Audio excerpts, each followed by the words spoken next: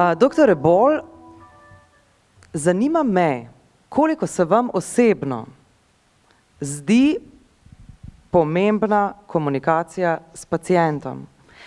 Vem, da imate odmerjen čas, ne? Koliko minut smete, no, pod narekovaji, smete preživeti s pacientom.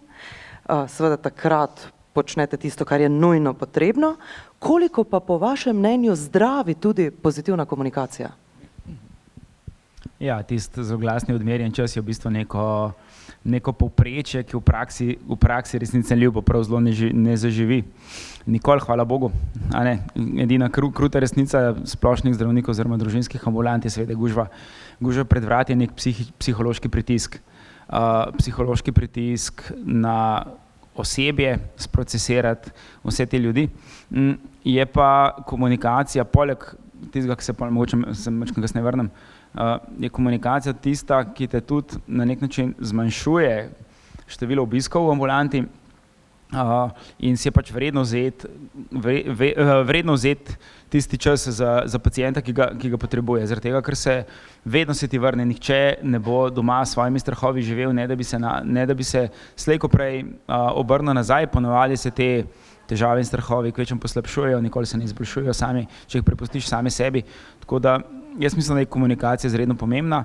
Mislim celo, da je dobršen del učinka zdravljenja je odvisen od tega, na kakšen način je pacientu to predstavljeno, da se poskušaš vživiti van, kaj on pravzaprav želi vedeti. Po mojih izkušnjah marsikdo niti ne želi vedeti svoje latinske diagnoze, ampak predstavlja ga, pustimo zdaj angine pa te razne banalne bolezni, ampak ga bolj skrbi, ali bo to bolelo, ali se bo to pozdravilo, koliko časa bo to trajalo, kaj bo to za njegove lastne pričakovanje do življenja pomenilo in ne vem, imaš lahko bolezen, ki se pač zdravi tudi 5 mesecev, ampak jo pacienti razmeroma dobro tiste svoje bolečine prenašajo, če vejo, da jih bo slej ko prej konec. Če ga pa ti probaš tam okrog prinesti in odpikati, malo pojej tele tabletke, pa sej bo, pa pride nazaj, ga odpikaš na fizioterapijo, ker tudi veš, da sicer ne bo nič pomagalo, ampak imaš pač spet en mesec miru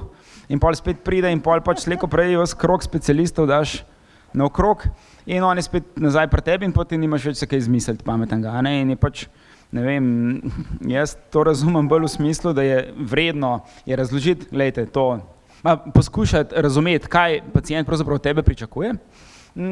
Mora razložiti, glejte, to traja dolgo časa, večinoma to, ne vem, posledic ne postiček, seveda ne. Zdravi se tako in tako, če to ne bo uspešno, ima v te in te alternative. Pacient ima do določene svede, vedno ima možnost soodločanja, ampak včasih ni zdravljenje samo neka enoznačna stvar. In eni so, ne vem, eni lažje prilagajajo življenjski slog, eni pač lažje počnejo kaj drugega. Pa seveda, da imajo na koncu neko časovnico, kdaj se bo pa ta njihova težava razrešila in kaj bo to zanj pomenilo takrat. In to je precej boljše, kot da rečeš, ne vem, križobolja, bolečina v križu je ena taka znana diagnoza, ki bolj ne vemo, od česa pride in kaj je treba s tem narediti. Lahko ga nafilaš, pa reče, sej bo, pa bomo dali malo slikati, če ne boš čez en teden, ali pa se mu pač pove prosti, če ne boš telovadil, pazil na držo, če ne boš shujšal, te bo pač bolel celo življenje, sorry. Ampak smo pa tudi pacienti, v zadnjem času se zelo izobrazili že tudi na področju medicine. Imamo le Google, pa če nič na Google ne najdeš, greš na Yahoo pogledati, koliko pa jih je takih, ki že pridajo z neko diagnozo vnaprej postavljeno, samo preveriti k vam oziroma potrditev, če je to. Ja, doktor Google, po drugo mnenje, ja. Doktor Google je en hudobnež, on nikoli ne reče, ti si cool, on vedno reče, tepe nekaj groznega in ali, če že ne boš umrl, boš pa saj ful trpel. Redko kakšen pride s kakšno strašno pozitivno novico tega doktorja. Tako da jaz ga imam sicer rad za druge stvari, ampak za medicino pa ne najbolj. Ljudje kar surfajo po netu in imajo tudi diagnoze, praviloma grde in grozne, pa k sreč praviloma tudi narobe.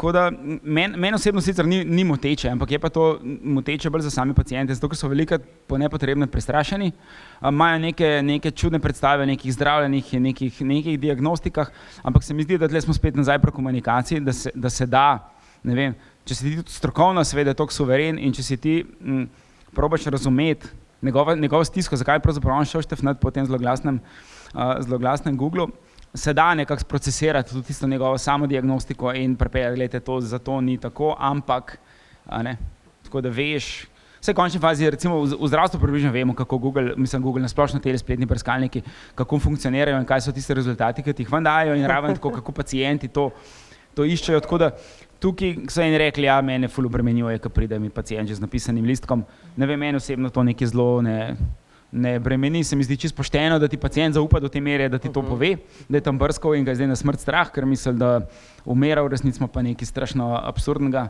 banalnega, ampak pomaga, če ti on zaupa in pol, če greste skupaj čez tisto, kaj je on prebrskal, tako da, ja.